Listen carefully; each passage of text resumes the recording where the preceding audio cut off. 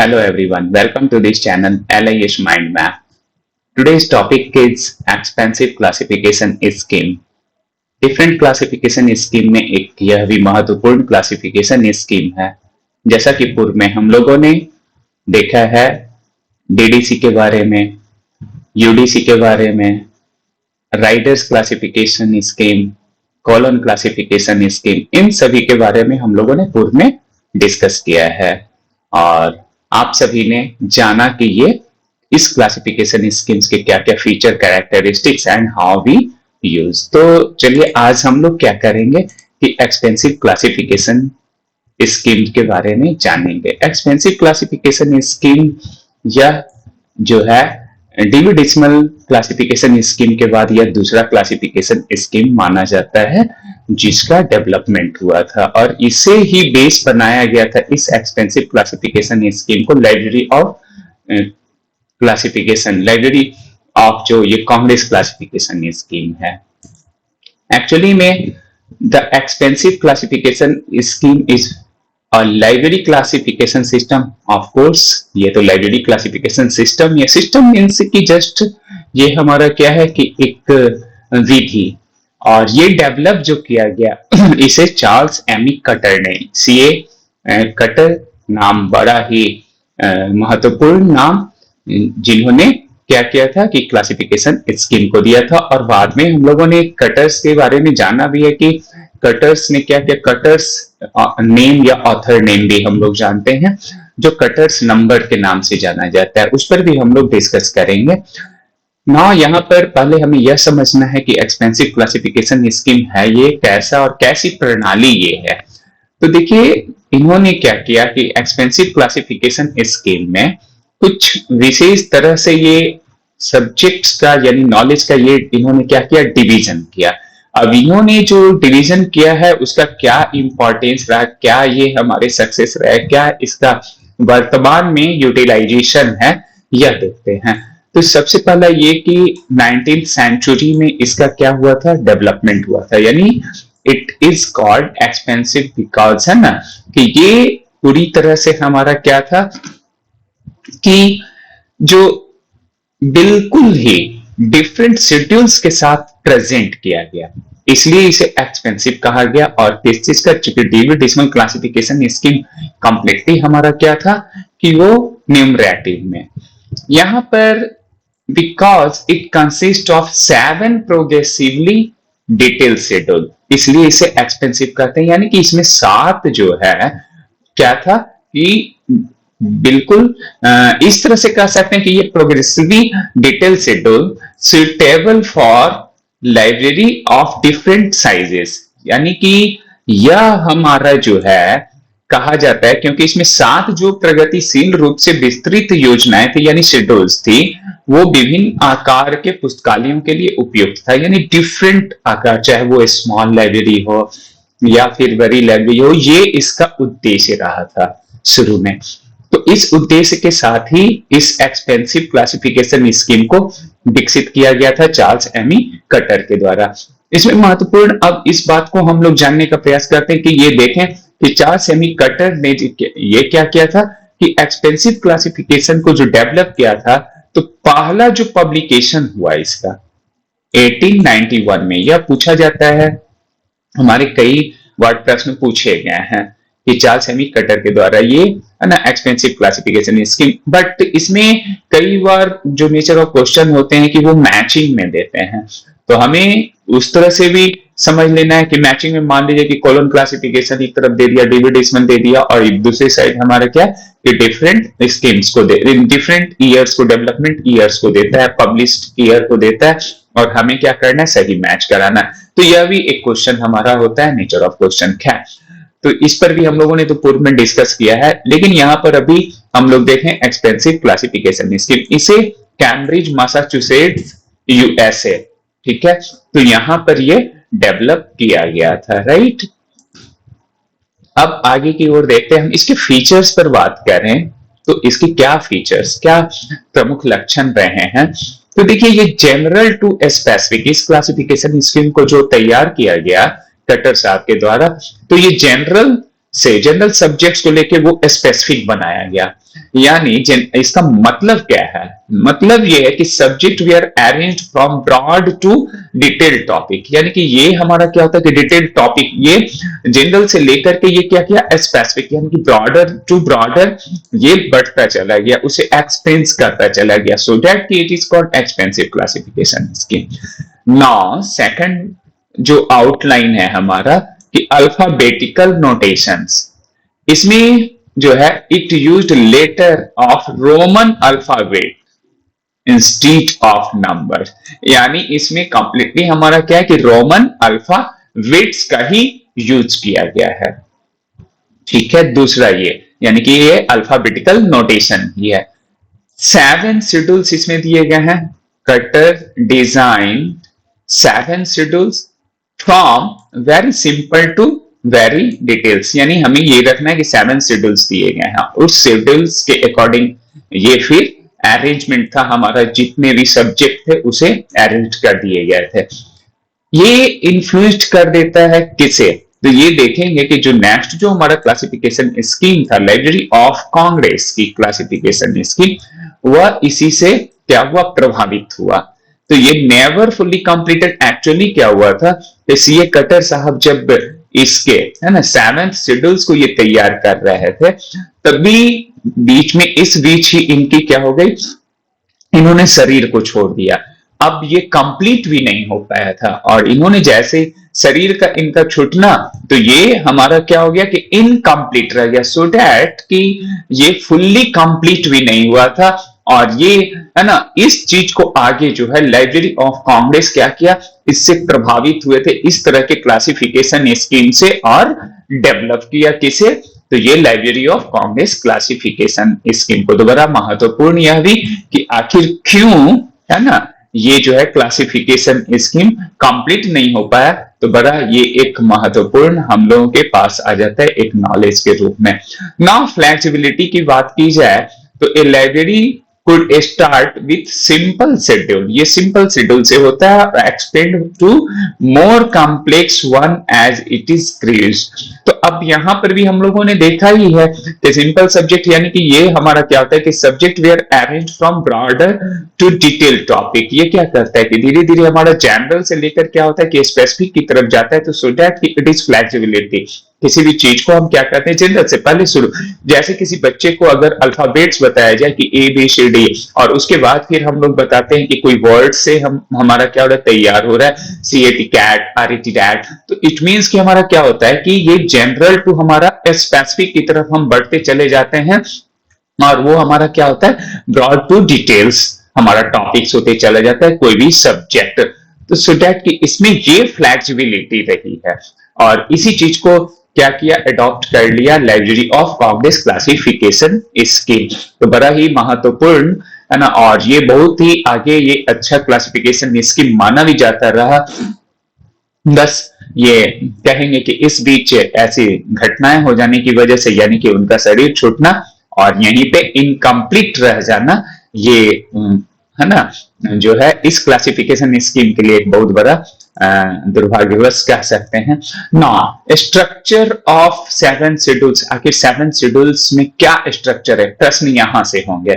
तो पहला है कि फर्स्ट शेड्यूल जो very brief for a small library, small library के लिए बड़ा ब्रीफ मतलब ये है ना छोटा सा, और वो क्या किया स्मॉल लाइब्रेरी के लिए दिया गया ना। दूसरा जो है सेकंड शेड्यूल जो है वो स्लाइटली मोर डिटेल्स थोड़ा सा बढ़ा, राइट, तो सेकंड शेड्यूल्स में स्लाइटली मोर, ये हमें ख्याल रखना है कि फर्स्ट शेड्यूल में क्या था, सेकंड शेड्यूल्स में हमारा क्या था, क्योंकि ये स्ट्रक्चर जो इसकी है 7 शेड्यूल्स पे है, शुरू में ही डेफिनेशन में ही हम लोगों ने देखा कि ये 7 शेड्यूल्स पे। अब देखिए यहाँ 3rd to 5th शेड्यूल, यानी कि 3 से लेकर 5 जो शेड्यूल्स हमारे हैं उसके क्या है कि प्रोग्रेसिवली मोर स्पेसिफिक, यहीं से ये क्या हुआ कि स्पेसिफिक होने लगा, यानी जनरल से स्पेसिफिक यहीं से होने लगा 3rd to 5th। First schedule में क्या हुआ हमारा कि वेरी ब्रीफ स्मॉल लाइब्रेरी के लिए, सेकंड जो शेड्यूल्स था उसमें हमारा क्या थोड़ा डिटेल्स को वो बढ़ाया, लेकिन 3rd to 5th schedules progressively more specific हो गया, और 6th शेड्यूल्स जो है या फॉर लार्ज एकेडमिक लाइब्रेरी, ये बड़ी लाइब्रेरी के लिए। तो ये प्रश्न अब इसमें है कि बड़ी लाइब्रेरी के लिए, है ना, एक्सपेंसिव क्लासिफिकेशन स्कीम में कौन से शेड्यूल का हम यूज करते हैं। देखिए प्रश्न यहां हमारा आ गया, तो हमारा क्या हो जाएगा, 6th शेड्यूल, ये बड़ा इंपॉर्टेंट।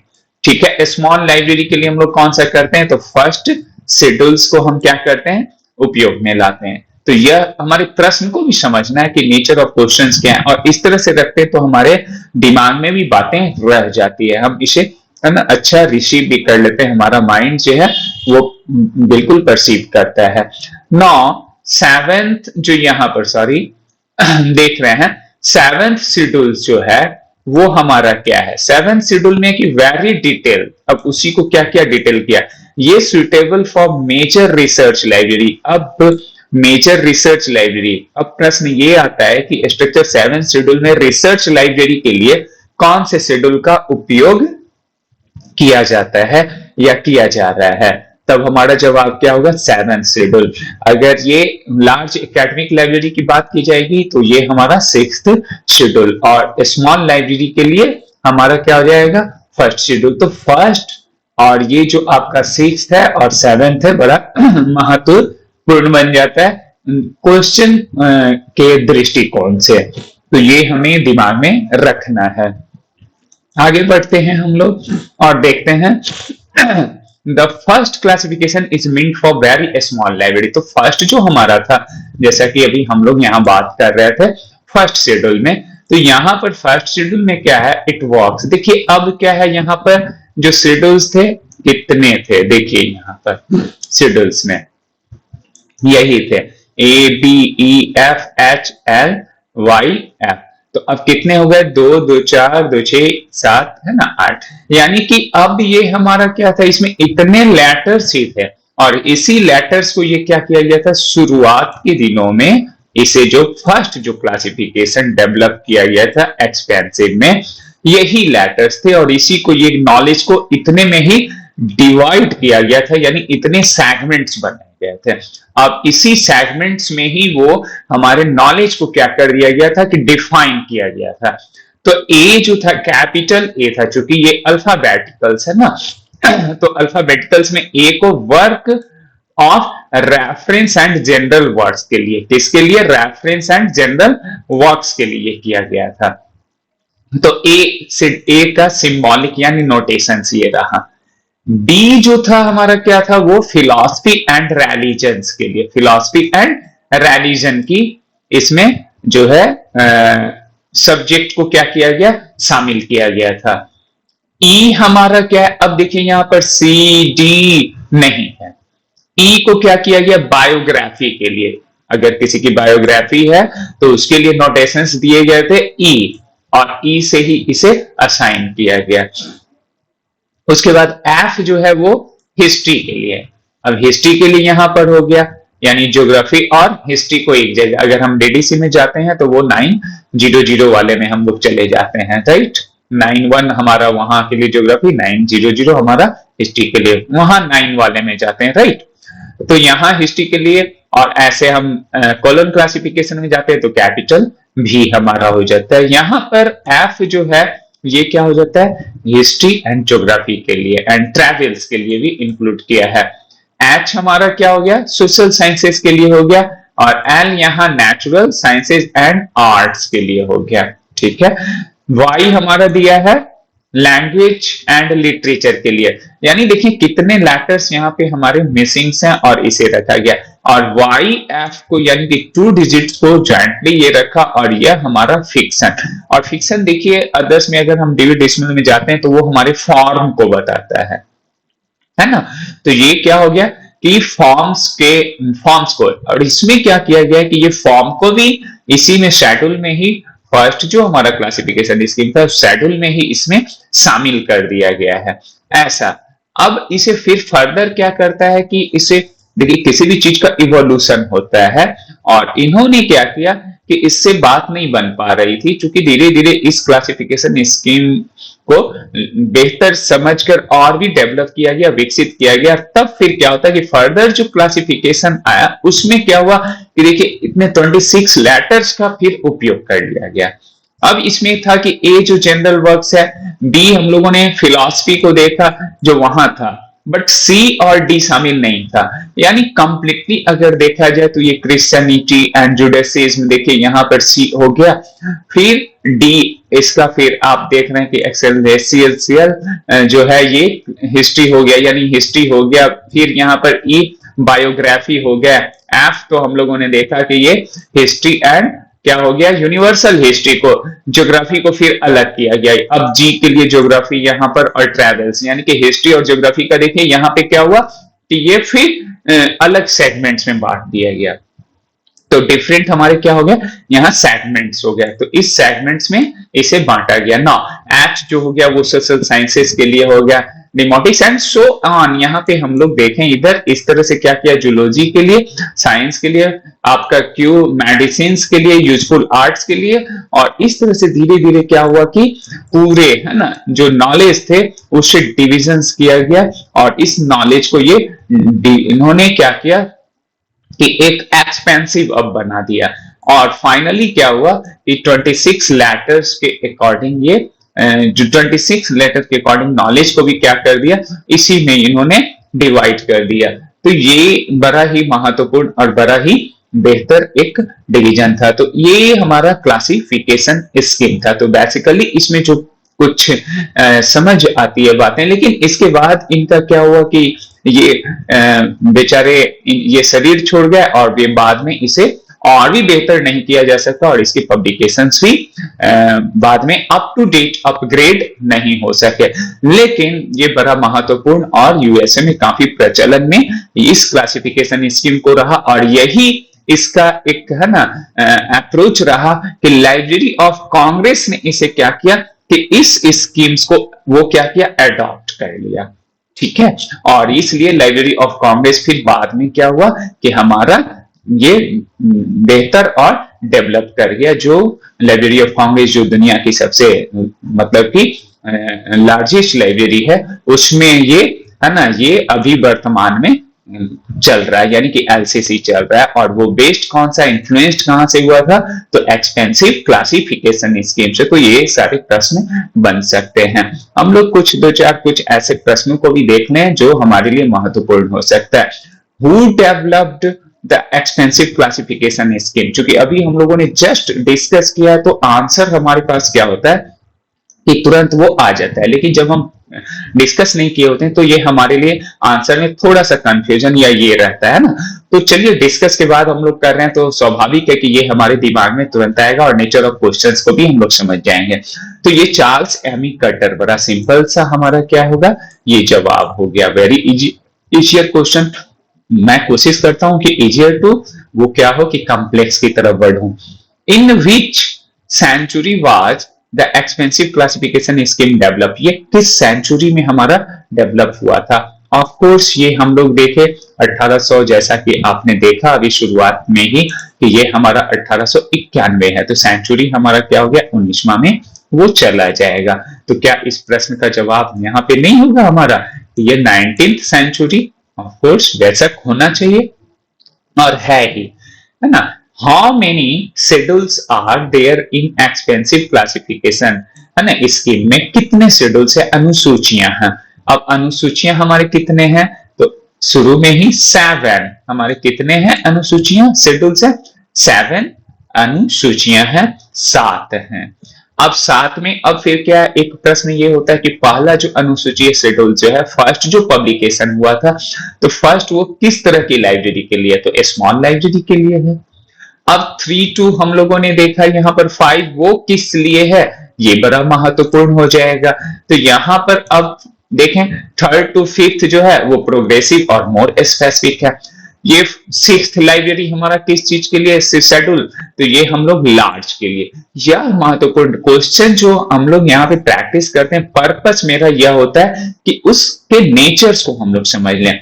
तो अब यहाँ पर 6th जो शेड्यूल है वो किस लिए है, किस तरह की लाइब्रेरी के लिए। अब क्वेश्चन इस तरह के पूछे जा सकते हैं, तो हम आसानी से बता तो सकते हैं कि ये लार्ज एकेडमिक लाइब्रेरी के लिए। 7th जो है हमारा किस चीज के लिए है ना, तो ये हम बताएंगे कि 7th जो होगा वो हमारा रिसर्च लाइब्रेरी के लिए होगा। तो इस प्रकार से ये भी नेचर ऑफ क्वेश्चन हमारे दिमाग में होनी चाहिए ना।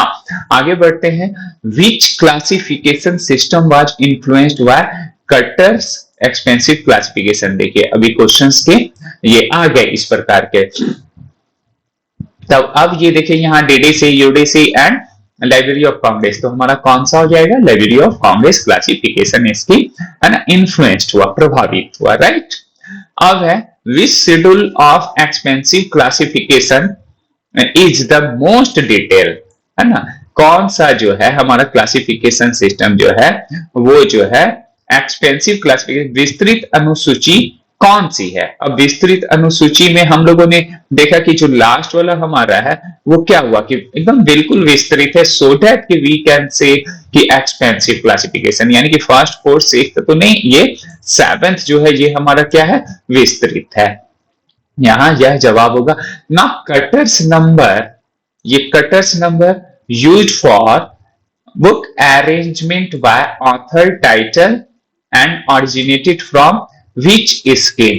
अब ये है ना किस स्कीम पे, यानी कि लेखक या शीर्षक के अनुसार पुस्तकों की व्यवस्था हेतु प्रयुक्त कटर नंबर किस योजना से उत्पन्न हुए हैं?